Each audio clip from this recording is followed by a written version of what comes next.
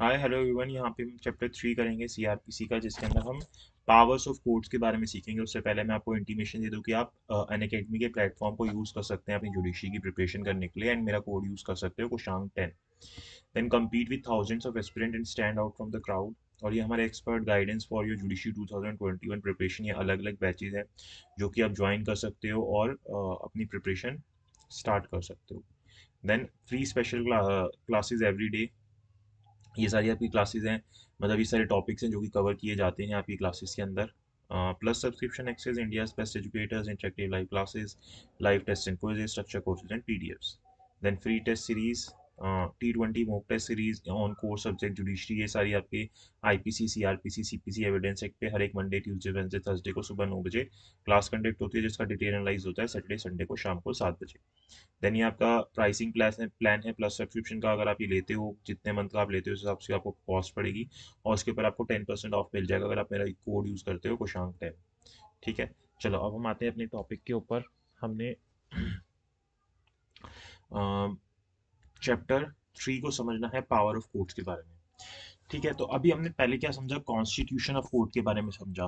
क्या समझा कि कैसे कोर्ट बनेंगे, कॉन्स्टिट्यूट कैसे होंगे, कौन कौन से कोर्ट्स होंगे हमारे। ठीक है, तो मेरे को लगता है आपको सेक्शन 25A तक याद हो गया होगा, जिस जिस हिसाब से मैंने उसमें कराया था।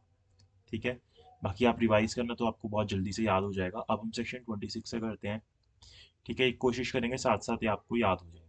तो आप साथ में याद कर लेना। 26 सबसे पहले क्या आता है, कौन से कोर्ट होंगे जिनके द्वारा ट्रायल ऑफेंस जो है वो ट्रायबल होगा। तो courts by which offences are triable. ठीक है, तो आपके कोई भी आईपीसी के ऑफेंस होंगे तो किसके द्वारा ट्रायबल होंगे, या तो high court, court of session, या फिर एनी अदर कोर्ट जो कि फर्स्ट शेड्यूल के अंदर ट्रायबल बताया गया, जैसे कि एमएम के कोर्ट से बताया गया है, या जीएम फर्स्ट क्लास बताया गया है, जिससे भी बताया गया है, सीजीएम से बताया गया, वहां पे उसका ट्रायल चलेगा। तो high court, court of session, या फिर जो फर्स्ट शेड्यूल के अंदर मेंशन कर रखा है उस हिसाब से चलेगा। देन यहाँ पे प्रोविजो ऐड करके ये बात बता दी गई कि जो आपके ऑफेंसेस अगेंस्ट वुमेन होंगे, जैसे कि 376 से लेके 376A, 376E तक जितने भी आईपीसी के अंदर ऑफेंस होते हैं, वो किसके द्वारा ट्रायबल होनी चाहिए, कौन जज होना चाहिए। तो वहां पे वुमेन जज होना एक तरीके से बोला गया है कि प्रैक्टिसेबल होना चाहिए। ठीक है, कि वहां पे जो कोर्ट में जो भी जज बैठे हों वो वुमेन हो और इस ऑफेंस को चला रहे हो, इसका ट्रायल चला रहे हो। ठीक है, इसके अलावा अगर किसी और लॉ के अंदर कोई ट्रायल चलना है तो उसके अंदर भी, उस लॉ के अंदर अगर कोई पर्टिकुलर कोर्ट मेंशन किया गया तो वहां पे चलेगा। अदरवाइज बता रखा है कि कहाँ पे चलेगा, हाई कोर्ट के अंदर, या फिर कोई और कोर्ट जो कि हमें फर्स्ट शेड्यूल के अंदर ट्रायबल बता रखा है कि किसके अंदर चलना चाहिए, तो उस हिसाब से हमारा चलेगा। तो आपको सेक्शन 26 के अंदर बस इतना याद रखना है। क्या याद रखना है आपको, कि कौन से कोर्ट के द्वारा ऑफेंस ट्रायबल होगा। तो courts by which offence is tribal. ठीक है, ऑफेंस इज ट्रायबल। तो आपको सेक्शन 26 याद हो जाएगा। आप 27 पढ़ेंगे तो 26 को रिवाइज कर लेना। Jurisdiction in cases of juveniles. अब जुवेनाइल के केसेस में कौन जुरिडिक्शन रखेगा अपने पास, कौन से कोर्ट के पास होगी। तो यहाँ पे इसने हमें बता दिया कि अगर कोई भी ऐसा ऑफेंस है जिसके अंदर डेथ या इम्प्रिजमेंट फॉर लाइफ नहीं है, और कोई ऐसा पर्सन उसको कमिट करता है जिसकी एज कितनी नहीं हुई है, 16 से अबव नहीं हुई है, जो कि अंडर 16 है, तो उसका ट्रायल कौन चलाएगा, सीजीएम चलाएगा, या फिर कोई और कोर्ट चलाएगी जिसको स्पेशली एम्पावर किया गया चिल्ड्रंस एक्ट के हिसाब से या किसी और लॉ के हिसाब से, जो भी उस वक्त फोर्स के अंदर होगा। जैसे जुवेनाइल जस्टिस एक्ट या उसके हिसाब से हमें जून से भी बता रखे हैं जजेस, वो वाले जजेस का ट्रायल चलाएंगे। तो 26 के अंदर आपको क्या बताया पर्टिकुलरली, कि कौन से कोर्ट के पास ट्रायल चलेगा। ठीक है, बाय विच कोर्ट।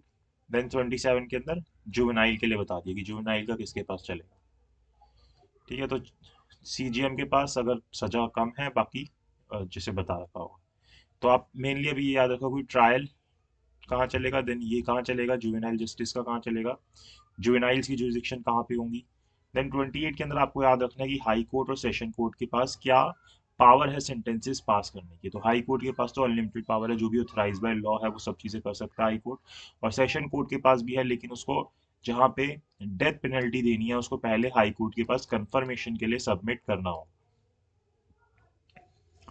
ठीक है, तो सेशन जज या एडिशनल सेशन जज जो भी हैं हमारे, वो भी ऑथराइज बाय लॉ कोई भी सेंटेंस पास कर सकते हैं, लेकिन जहाँ पे डेथ सेंटेंस पास करेंगे वहाँ पे हाई कोर्ट की कंफर्मेशन लेनी होगी।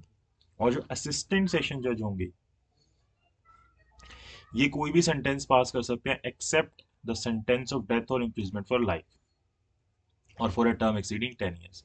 तो हमारे सेशन जज और एडिशनल सेशन जज कुछ भी सजा पास कर सकते हैं, बस डेथ पेनल्टी के लिए कंफर्मेशन लेंगे हाई कोर्ट से। बाकी जो असिस्टेंट सेशन जज हैं वो 10 ईयर से कम की सजा दे सकते हैं। तो 26 में आपके आगे कौन से कोर्ट्स के पास ट्रायल चलेगा, 27 में जुवेनाइल जो इजिक्शन कहाँ पे होगी, और 28 के अंदर high court and session court का क्या होगा। अब हाई कोर्ट सेशन कोर्ट किया तो उससे नीचे वाला 29 में करोगे तो कौन से सेंटेंसेस मजिस्ट्रेट पास कर सकते हैं ये हमें बता रखे हैं। तो सबसे पहले सीजीएम के बारे में बताया, इसको आप सीएमएम भी साथ में बोल सकते हो क्योंकि ये उसी के कंटेक्स्ट में ही होता है।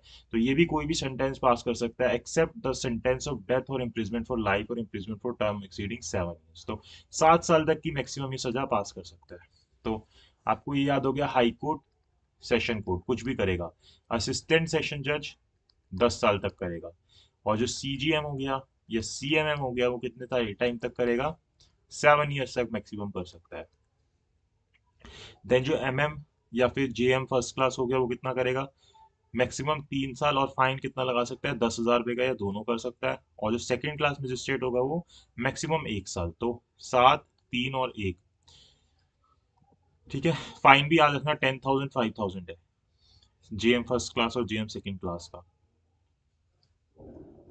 तो सब सेक्शन 4 में बता रहा है वही सीजीएम सीएमएम सेम है, JM first class MM same है। तो आपको 26, 27, 28, 29 याद हो गया। 26 में कौन से कोर्ट्स ट्रायल चलाएंगे, 27 के अंदर जुवेनाइल्स का ट्रायल कहाँ पे चलेगा, जुवेनाइल की जुरिडिक्शन कहाँ पे होगी, 28 के अंदर हाई कोर्ट और सेशन कोर्ट का कहाँ पे होगा, 29 के अंदर मेट्रोपॉलिटन जजेस का कहाँ पे होगा। देन 30 आपको बता रहा है sentences of imprisonment in default of fine की। अगर आप फाइन का डिफॉल्ट करते हो जो आपके ऊपर ये जैसे बता रहे थे ना 10,000 तक का 5,000 तक का लगा सकते हैं, इसके अंदर आप कोई फॉल्ट कर देते हो तो उसके बदले में आपको क्या दिया जाएगा, फाइन इम्प्रिजमेंट दी जाएगी। तो उसके लिए बता रहा है। तो जो कोर्ट ऑफ मजिस्ट्रेट है वो इम्प्रिजमेंट दे सकता है, लेकिन वो कितनी होगी अगर कोई पर्सन अपना फाइन पे नहीं कर रहा तो is not in excess of the power of magistrate under section 29। पहली बात तो जितनी पावर दे रखी है उससे ज्यादा एक्सीड नहीं होगी। ठीक है, 7 साल 3 साल 1 साल उससे ज्यादा एक्सीड नहीं होगी। पहली चीज हमारी ये हो गई।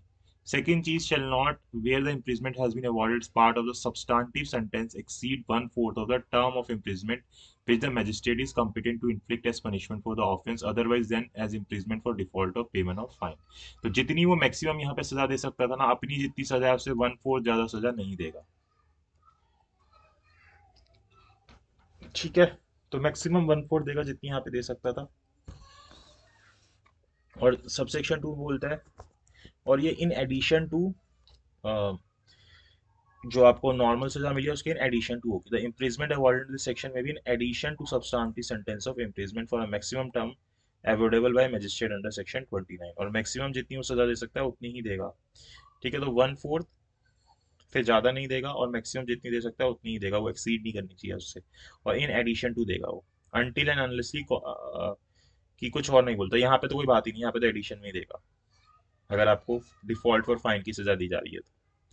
ठीक है, तो सेक्शन 30 के अंदर क्या हो गया कि अगर डिफॉल्ट फॉर फाइन होगा तो कितना इम्प्रिजमेंट हो सकते हैं। तो 27 में कोर्ट कौन से ट्रायल करेंगे, 26 में जुवेनाइल, 27 में सॉरी 26 27 28 के अंदर हाई कोर्ट और सेशन कोर्ट की पावर, 29 के अंदर मेट्रोपॉलिटन कोर्ट की पावर। 30 के अंदर हमारे आ गए कि डिफॉल्ट ऑफ फाइन, साथ में आप भी रिवाइज करते रहा करो, याद हो जाएगा। 31 के अंदर चार्जिंग कम हो गई बट हो जाएगा हमारे कंप्लीट। 30 के अंदर 31 के अंदर अगर आपको सेवरल ऑफेंसेस की सजा एक ही ट्रायल के अंदर मिल रही है तो क्या होगा वहां पे, तो जैसे 1 2 3 4 की एक साथ मिल रही है तो सारी जो सजाएं हैं वो अलग अलग चलेंगी, और एक खत्म होगी तब दूसरे की चालू चालू होगी। जैसे इसमें 1 साल मिली, इसमें 6 महीने मिली, तो पहले ये 1 साल करो, फिर 18 महीने इसके करो, फिर 1 महीने इसमें मिली तो 1 महीने इसके करो। अनटिल एंड अनलेस जज ये नहीं बोल देता कि ये सजा कॉन्करेंटली चलेगी। ठीक है, ये चीज यहाँ पे बता रखी है। देन सब सेक्शन 2 के अंदर बता रखा है the aggregate punishment for several offences being extended punishment which is competent to inflict on conviction of single offense to send the offender on trial before the court। अब यहाँ पे जैसे अब मान लो जो सीजीएम है वो 7 साल तक इससे दे सकता है, लेकिन इन सबको जोड़ के 7 साल एक्सीड हो रहा है ना, तो उससे कोई फर्क नहीं पड़ेगा, सात चाहे 8 साल 9 साल हो जाए, लेकिन इससे डबल से ज्यादा नहीं होनी चाहिए, यानी इसमें 14 ईयर से ज्यादा नहीं होनी चाहिए। एमएम के केस में जैसे 3 साल दे सकता है तो 6 साल से ज्यादा नहीं होनी चाहिए, वो चीज बता रखी है। देखो किसी भी केस में 14 साल से तो एक्सीड होगी होगी नहीं, ये तो कुछ भी हो जाए, जितनी वो दे सकता था उससे उसके डबल से ज्यादा नहीं होगी। ठीक है। और वो कॉन्जिक्यूटिव सेंटेंसेस चलेंगे, एक खत्म होगा दूसरा चालू होगा, अनटिल एंड अनलेस जज बोलता है कि कॉन्करेंटली चलने चाहिए। ठीक है। तो हम थोड़ा सा जल्दी करते हैं, चार्जिंग खत्म हो जाएगी क्योंकि चार्जर दूर पड़ा हुआ है।